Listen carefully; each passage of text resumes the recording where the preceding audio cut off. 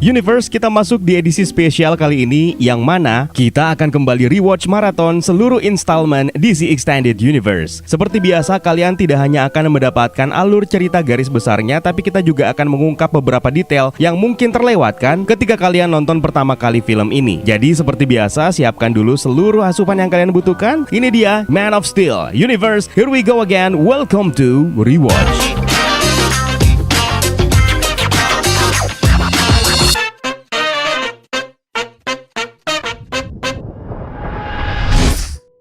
Film ini merupakan film pembuka DC Extended Universe yang tentu saja didasarkan pada sumber aslinya, yaitu buku komik, disutradarai oleh Zack Snyder dan dibintangi oleh Henry Cavill sebagai Clark Kent alias Kal-El alias Superman, Amy Adams sebagai Lois Lane, Michael Shannon sebagai General Zod, dan ada penampilan khusus dari Kevin Costner sebagai Jonathan Kent atau ayah angkat dari Clark Kent. Juga ada Russell Crowe sebagai Jor-El. Karena ini adalah film aksi superhero, maka akan sangat sayang sekali kalau kalian cuma tahu alur ceritanya doang dan gak pernah nonton filmnya. Makanya kita kasih spoiler warning terlebih dahulu buat kalian yang belum pernah nonton film ini. Emang ada? Film ini dibuka dengan persalinan seorang ibu yang bernama Lara Lor-Van yang pada akhirnya melahirkan anak hasil pernikahannya dengan Jor-El yang merupakan seorang penasihat utama Dewan Tertinggi Krypton. Anak mereka selanjutnya diberi nama Kal-El. Kal-El ini adalah anak hasil hubungan pernikahan alami pasangan Krypton yang pertama sejak berabad-abad lamanya. Planet Krypton sendiri sebenarnya sedang tidak stabil akibat aktivitas penambangan inti planet. Menyadari planet Krypton sedang berada di ambang apokalips, Jor-El meminta kepada Dewan untuk menyerahkan kodeks genetika kepadanya untuk menyelamatkan ras planet Krypton. Belum juga Dewan mengambil keputusan apa-apa, tiba-tiba datanglah General Zod yang mengkudeta dan membubarkan Dewan lalu membunuh salah satu pimpinan tertinggi Dewan Krypton. Sementara pimpinan Dewan lainnya ditangkap. General Zod ternyata merupakan teman lama dari Jor-El. General Zod sendiri menganggap keberadaan Dewan Krypton ini menjadi penyebab planetnya berada di ambang kepunahan. Zod pun memerintahkan anak buahnya untuk menangkap Jor-El. Setelah melakukan perlawanan, Jor-El berhasil meloloskan diri lalu segera menghubungi istrinya menggunakan sebuah perangkat pintar bernama Kalex dan kemudian kabur dengan bantuan unggas peliharaan yang bernama Raka. Menyadari bahwa Krypton binasa, Jor-El kemudian mencuri kodek genetik yang juga dicari oleh Zod, yang mana sebenarnya itu merupakan tindakan kriminal. Setelah sukses menjalankan misinya, dia pun pulang dan memasukkan kodeks tersebut ke DNA putranya yaitu Kal-El. Dia juga telah meminta istrinya untuk menavigasi planet baru yang akan menjadi tujuan anak mereka yang masih bayi ini, dan planet tersebut adalah Bumi yang terletak di rasi bintang yang tergolong masih baru. Di saat sedang mempersiapkan peluncuran anaknya, General Zod dan pasukannya tiba dan menyerang tempat tinggal Jor-El. Pertarungan antara Jor-El dan Zod pun tidak terelakkan. Melihat pesawat luar angkasa telah diluncurkan, Zod murka dan akhirnya membunuh Jor-El. Lara Lor-Van atau Lara El yang meratapi kematian suaminya kemudian memperkenalkan nama anak mereka yaitu Kal-El. Pasukan Zod pun dikepung dan akhirnya mereka ditahan. Di depan pengadilan, Zod murka dan berjanji kepada Lara El akan menemukan anaknya dan mengambil kembali apa yang seharusnya menjadi milik mereka. Zod pun dibekukan, kemudian diasingkan di dalam Phantom Zone. Phantom Zone ini sebenarnya adalah sebuah penjara dimensional yang justru pertama kali muncul di Adventure Comics isu nomor 283 yang dirilis pada tahun 1961. Setelah itu, Lara El akhirnya melihat akhir dari planet Krypton yang hancur. Sementara pesawat luar angkasa yang ditumpangi oleh Clark Kent bayi akhirnya menembus atmosfer dan mendarat di bumi, tepatnya di Kansas. Puluhan tahun setelahnya, di sebuah kapal, Clark Kent yang sudah dewasa melihat kebakaran hebat terjadi di sebuah kilang pengeboran minyak. Clark Kent tiba-tiba menghilang dari kapal tersebut dan dengan cepat dia tiba di kilang minyak itu untuk menyelamatkan orang-orang yang terjebak di sana. Tim rescue pun datang untuk mengevakuasi mereka. Beruntung ada Clark Kent yang berhasil menyelamatkan mereka dari reruntuhan konstruksi besi sehingga mereka pun selamat dan helikopter penyelamat berhasil lepas landas. Pandangan kita kemudian memperlihatkan Clark Kent yang masih kecil di sekolahnya. Dia merasa terasing dan aneh sendiri karena kekuatan pendengarannya terlalu sensitif sehingga dia bisa mendengarkan semua jenis suara yang ada di sekitarnya. Penglihatannya pun juga demikian, yang bisa menembus hingga di balik lapisan kulit manusia. Dia pun kabur mengasingkan dirinya di sebuah ruangan kosong hingga ibunya yang bernama Martha Kent datang untuk menenangkannya. Setelah beranjak remaja, Clark selalu menjadi salah seorang remaja yang dibully oleh teman-temannya karena dianggap aneh sendiri sendirian. Tiba-tiba kecelakaan menimpa bis yang mereka tumpangi dan terjatuh ke sungai. Clark Kent pun berhasil menyelamatkan mereka yang hampir saja tenggelam, termasuk si tukang buli. Orang tua teman sekolahnya pun datang menemui dan menjelaskan beberapa kejadian di luar nalar yang dilakukan oleh Clark kepada Jonathan Kent dan Martha Kent yang merupakan orang tua angkat dari Clark Kent. Jonathan pun menegur Clark agar tetap menyembunyikan kekuatannya tersebut dari orang-orang di sekitarnya. Clark Kent membela diri bahwa dia hanya ingin menyelamatkan teman-temannya karena tidak ada pilihan lain. Jonathan pun menyambung nasihatnya dengan menjelaskan bahwa mungkin memang Clark Kent tidak perlu melakukan apa-apa agar orang-orang di sekitarnya tidak merasa ketakutan menyaksikan apa yang dilihatnya dari Clark. Jonathan kemudian menunjukkan kepada Clark pesawat yang mana disitulah pertama kali dia ditemukan oleh Jonathan dan Martha. Jonathan mengungkapkan bahwa Clark Kent ini berasal dari planet lain ketika menelusuri sebuah benda yang merupakan sebuah kunci yang berlambangkan huruf S yang terbuat dari unsur yang tidak ada sama sekali di bumi. Jonathan akhirnya menyimpulkan bahwa Clark Kent adalah sebuah jawaban dari sebuah pertanyaan populer, "Are we alone in the universe?" Beranjak dewasa di salah satu bar, Clark bermaksud melindungi seorang wanita yang mendapatkan pelecehan dari seorang pengunjung yang merupakan supir truk di bar. Namun yang ada, Clark malah diintimidasi, kemudian diserang secara verbal. Clark berusaha menahan emosi, kemudian pergi. Ketika si pelaku pelecehan wanita ini pulang, dia akhirnya mendapati truknya telah hancur. Di kutub utara Kanada, salah seorang reporter Daily Planet yang bernama Lois Lane mendapatkan tugas untuk menyelidiki sebuah penemuan kapal asing yang diselimuti lapisan es yang sudah berusia lebih dari 20.000 tahun. Disinilah pertama kalinya Clark Kent bertemu dengan Lois Lane. Kalian tahu kan, mereka berdua ini adalah salah satu couple terkenal dalam industri komik selain Peter Parker dan Mary Jane. Di malam hari, Lois Lane mendapati Clark menuju ke lokasi kapal asing tersebut dan mencairkan lapisan es di dalamnya dengan kekuatan laser matanya. Clark pun kemudian masuk ke dalam kapal asing tersebut, lalu mengaktifkan komputer pusatnya dengan menggunakan kunci yang ditinggalkan oleh ayahnya, Jor-El, yang telah diberikan oleh Jonathan ketika dirinya masih remaja. Setelah kunci tersebut diaktifkan, muncullah penampakan Jor-El dalam wujud yang sebenarnya merupakan artificial intelligence. Ketika mengikuti Jor-El, Clark Kent kemudian mendiscover satu hal penting, yaitu ribuan tahun sebelumnya ada sosok super lain dari Krypton yang mampir di bumi. Teori liar fans pun mengatakan kalau dia adalah Supergirl alias Kara Zor-El. Lanjut, Lois Lane yang mengikuti Clark juga tiba di dalam kapal lalu tertarik untuk memotret salah satu mesin penjaga kapal. Ketika blitz kamera menyala seketika, mesin tersebut menyerang dan melukai Lois Lane. Clark segera menghampiri dan menolongnya serta mengobati lukanya.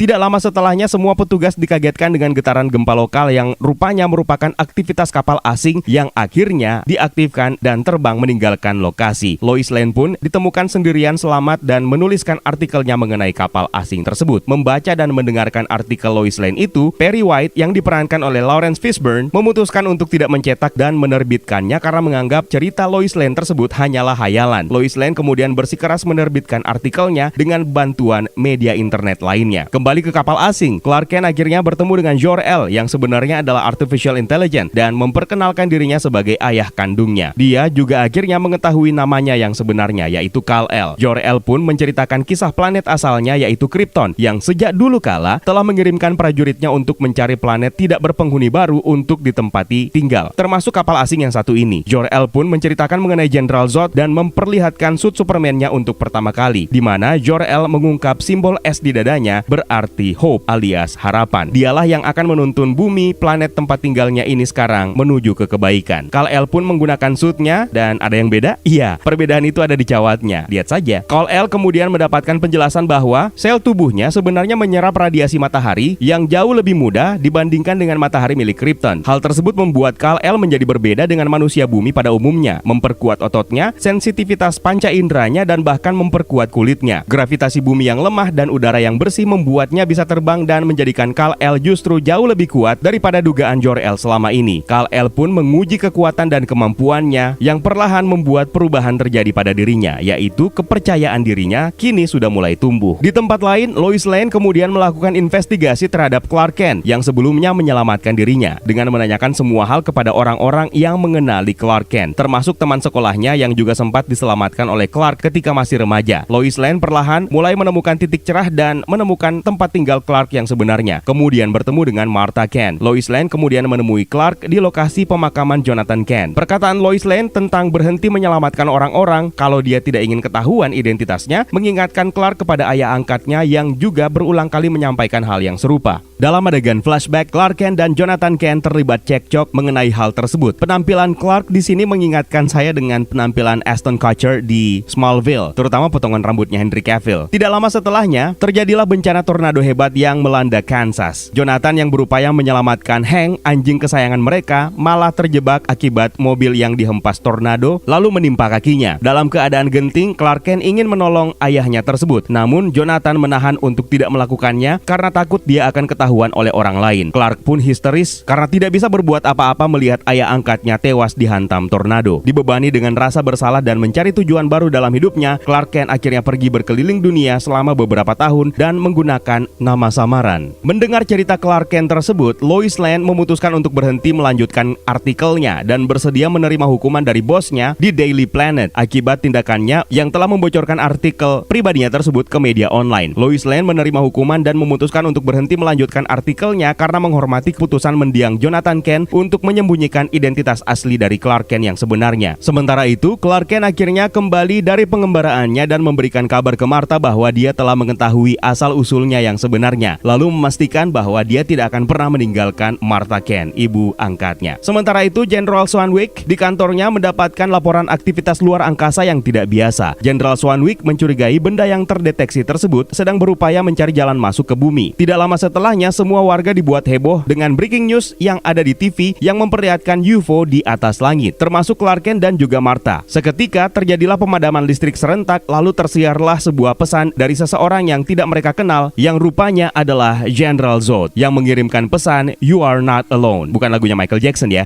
General Zod rupanya berhasil kabur dari Phantom Zone. Zod dan krunya kemudian mencegat transmisi dari kapal pengintai dan melakukan perjalanan ke bumi untuk mencari Kal-El. Zod kemudian menyiarkan pidato secara global ke seluruh perangkat TV dan smartphone yang menuntut bumi untuk menyerahkan Kal-El. Zod juga menitip pesan kepada Kal-El agar dia menyerah dan kalau tidak akan terjadi perang.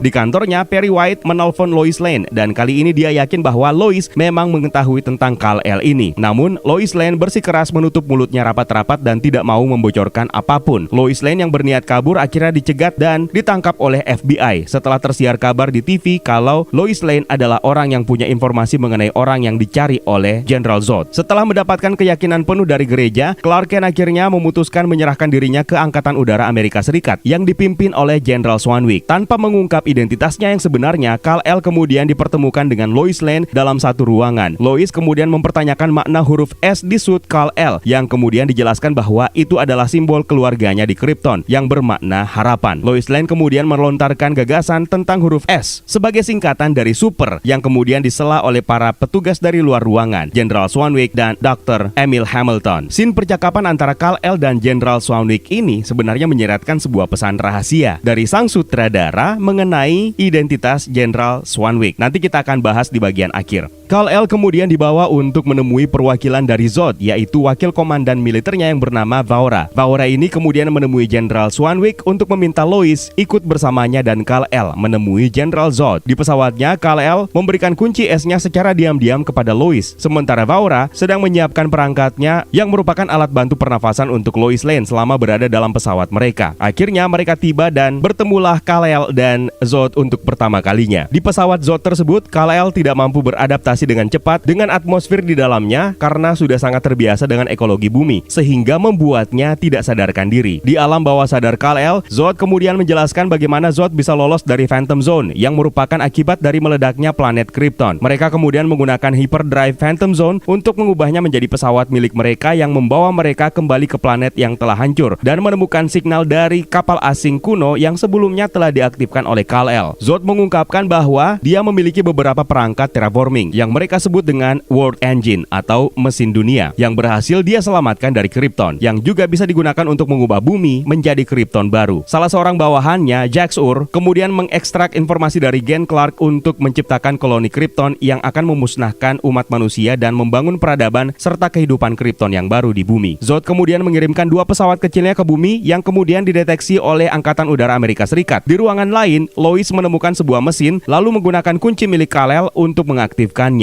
Muncullah Jor-El yang kembali dalam wujud Artificial Intelligence. Jor-El Artificial Intelligence ini kemudian mengubah struktur atmosfer udara pesawat yang membuat Lois Lane bisa bernafas seperti biasa tanpa alat bantu, lalu kemudian membantunya untuk meloloskan diri dan menitip pesan untuk menuntun Kal-El. Perubahan atmosfer tersebut juga ternyata mengembalikan kekuatan Kal-El yang sedang disekap. Kal-El lalu bertemu kembali dengan Jor-El yang memerintahkannya untuk menyelamatkan Lois Lane dan bumi.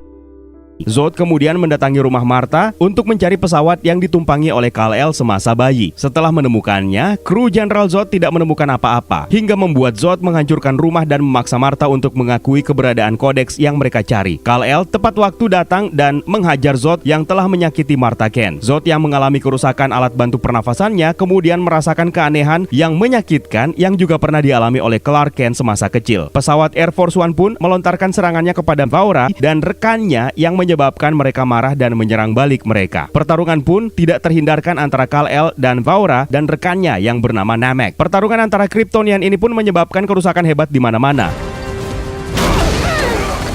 Pasukan Angkatan Udara juga ikut terlibat. Ketika Kal-El terdesak oleh 2 lawannya, dengan menggunakan helikopter, pasukan menembaki mereka semua yang rupanya sama sekali tidak mempan. Salah satu helikopter pun terjatuh setelah mendapatkan serangan balik, yang mana salah satu di antara mereka berhasil diselamatkan oleh Kal-El. Vaora menghabisi satu persatu para militer yang menyerbunya. Sementara Kal-El juga sibuk meladeni lawannya. Vaora akhirnya terluka setelah terkena tembakan rudal pasukan militer yang kemudian langsung dibalas dengan penghancuran oleh pesawat milik Zod yang datang untuk kembali menjemput Vaora. Para militer pun akhirnya mengakui Kal-El sebagai sekutunya. Setelah itu, Kal-El langsung menemui ibu angkatnya di rumahnya yang telah hancur. Lois kemudian menyusul dan memberitahu Clark mengenai cara untuk menghentikan mereka. Di pesawatnya, Zod akhirnya mengetahui bahwa kodeks yang dia cari selama ini telah menyatu ke dalam DNA tubuh Kal-El. Zod pun memerintahkan untuk memulai invasinya dengan meluncurkan World Engine atau mesin dunia dari kapalnya yang kemudian mendarat di Samudra Hindia dan mulai melakukan terraforming dengan menembakkan sinar melalui inti planet menuju ke kapal milik Zod yang berada di bagian lain bumi, yaitu di Metropolis. Yang mana terraforming ini ternyata menimbulkan kerusakan yang sangat parah di kota tersebut dan pada akhirnya akan mengubah bumi menjadi planet Krypton yang baru. Di kantornya, Jenderal Swanwick akhirnya menyadari hal tersebut setelah Dr. Emil Hamilton memaparkan dampak yang akan ditimbulkan. Salah seorang petugas kemudian menghubungi Jenderal Swanwick memberitahu bahwa Kolonel Hardy sedang dalam perjalanan bersama dengan Superman. Inilah pertama kali kita mendengarkan nama Superman di sepanjang film. Jenderal Swanwick pun menemui mereka termasuk Lois Lane dan mengungkap rencananya. Pesawat Zod menggunakan tenaga Phantom Drive yang bisa membengkokkan atau memanipulasi ruang. Maka jika mereka mampu membuat 2 drive itu bersinggungan, maka bisa saja akan tercipta semacam black hole yang akan menghisap mereka ke dalamnya. Mereka pun berencana untuk membom pesawat milik Zod dengan teknologi Kryptonian yang mereka dapatkan sebelumnya. Setelah itu, Superman berangkat untuk menghancurkan mesin dunia yang ada di Samudra Hindia. Di tempat lain, Jenderal Zod akhirnya bisa beradaptasi dengan cepat dengan kondisi bumi, lalu menuju ke ruang Genesis kapal Kryptonian dan mengambil alih kendali atas kapal tersebut dari Artificial Intelligence Jor-El. Di tempat lain, Superman menghadapi World Engine dan pesawat tempur Angkatan Udara Amerika Serikat menyerang kapal milik Zod yang sedang melakukan terraforming. Rupanya, kerusakan gravitasi bumi membuat rudal-rudal yang ditembakkan malah terjatuh ke bumi, tepat di tengah kerumunan warga sipil. Perry White yang menyaksikan dari gedung Daily Planet bergegas melakukan perintah evakuasi diri secepatnya. Di luar, Perry dan rekan Daily Planetnya malah terjebak dalam situasi di mana salah satu gedung pencakar langit terdekat roboh dan menimpa mereka. Beruntungnya, Superman berhasil dengan susah payah menghancurkan World Engine di Samudra Hindia dan menghentikan proses terraforming dan membuat gravitasi kembali normal. Pada saat akan menjatuhkan mesin Phantom Drive yang mereka gunakan, rupanya kunci milik Kal-El yang berada di tangan Lois Lane sudah tidak lagi bisa digunakan. Otoritasnya telah dicabut secara otomatis setelah Zod mengambil alih kendali kapal sebelumnya dan menghapus otoritas Jor-El yang ada dalam kunci tersebut. Dari arah belakang, rupanya Zod menyusul dan berniat untuk menjatuhkan pesawat angkatan udara yang membawa mesin tersebut. Dengan tepat waktu, Superman tiba dan menggagalkan rencana Zod. Superman kemudian menghancurkan kapal itu. Dr. Emil Hamilton kemudian berspekulasi memutar mesin yang macet dengan membuatnya terhindar dari sinar matahari. Rupanya berhasil, kuncinya pun masuk. Gaora tiba-tiba datang mengacaukan seisi kapal dan membuat Kolonel Hardy terdesak. Di saat bersamaan, Dr. Emil Hamilton akhirnya berhasil menekan kunci mesin dan membuat Lois Lane terlempar keluar dari pesawat. Sementara Kolonel Hardy memutuskan untuk melakukan aksi bunuh diri dengan menabrakkan pesawatnya ke kapal milik Zod dan membuatnya terhisap kembali ke Phantom Zone. Superman yang melihat Lois Lane terjatuh dengan sigap terbang untuk menolongnya. Melihat harapan satu-satunya bagi Kryptonian untuk bertahan telah musnah, membuat Zod bersumpah untuk membalas dendam dengan menghancurkan bumi beserta seluruh penghuninya. Pertarungan antar dua Kryptonian pun tidak terhindarkan. Superman versus General Zod. Pertarungan udara yang membuat gedung-gedung pencakar langit hancur. Bahkan tidak luput truk milik Lex Luthor pun juga ikut menjadi korban kehancuran. Iya, ini adalah Easter egg kehadiran Lex Luthor yang akan hadir di film berikutnya, Batman v Superman. Bukan hanya itu, satelit komunikasi bumi pun juga ikut menjadi korban. Satelit ini sendiri bertuliskan Wayne Enterprises. Ada yang ngeh, ini adalah perusahaan milik Bruce Wayne yang dimunculkan dalam trilogi The Dark Knight, arahan Christopher Nolan. Christopher Nolan sendiri sebenarnya juga menjadi scriptwriter untuk Man of Steel ini. Pertarungan yang sangat sulit untuk dijelaskan secara narasi yang justru jauh lebih menarik untuk disaksikan langsung. Pertarungan panjang di Metropolis ini pun berakhir ketika Superman terpaksa harus membunuh Zod ketika dia berniat membunuh satu keluarga yang terpojok di stasiun kereta. Lois Lane pun datang untuk menenangkannya.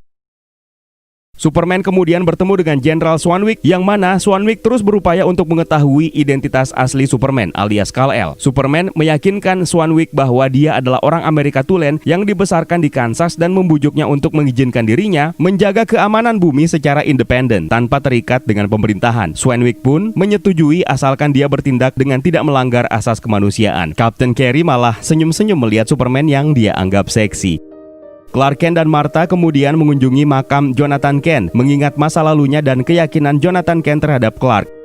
Untuk bisa membuat dirinya mengakses situasi berbahaya tanpa harus menarik perhatian publik, Superman secara diam-diam menggunakan identitas sipilnya sebagai Clark Kent dan mulai bekerja sebagai reporter lepas untuk Daily Planet yang kemudian menjadi rekan kerja dari Lois Lane.